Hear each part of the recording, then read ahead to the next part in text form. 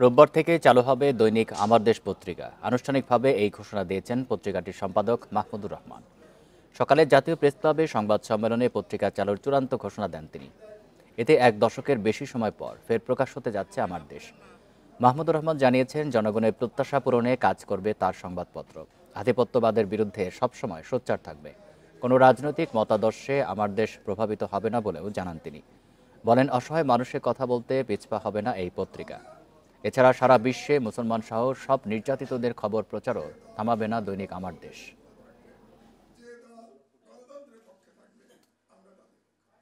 5 বছর আমরা চালিয়েছি, কারো অ্যাডিশনাল কভারেজ ছিল না। এখনো আমরা কোনো দলের ত্যাগের প্রশ্নই আসে না, কোনো দলের সাথে আমাদের কোনো সম্পর্ক নাই।